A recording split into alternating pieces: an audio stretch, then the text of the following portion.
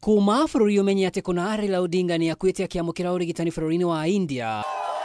Gĩcigo kĩa ũmbunge gĩa Kibra kũrĩa atungataga ta mũmbunge wa Lang'ata kwa ihinda rĩa mĩaka 15.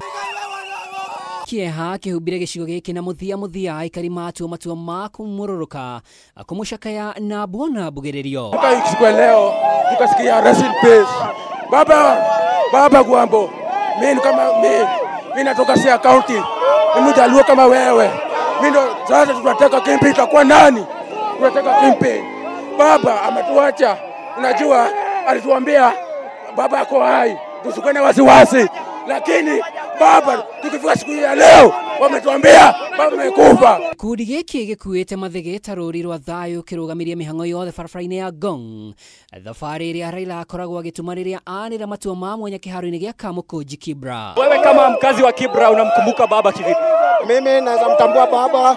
Baba amekuwa baba wetu. Kwanza mimi naitwa Elijah Otieno, natoka Bondo mahali baba anatoka. Mimi sasa hii naenda town natembea na uchungu sana. Naomboleza baba. Nalia sana na ubaya kwa roho yangu. Na uchungu maya mothe mahanĩkĩte gũtarĩ ona abitha wa borithi ũgirĩrĩria rũrũngani aya arĩa macakaĩte Raila Odinga no makenda mamenyithio kĩrĩa kĩamũrĩa thengia gũkorwo akĩamũkĩra ũrigitani bũrũri-inĩ wa India.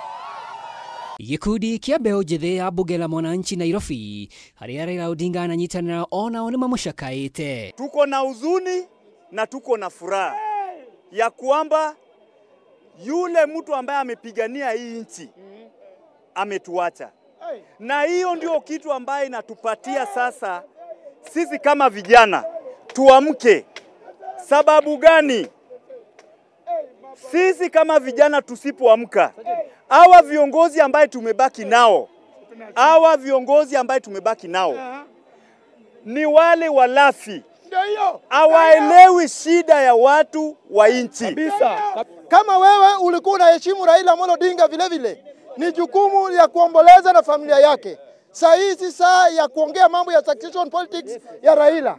And I'm very much disappointed on some utterances of talking about Raila Amolo Odinga succession.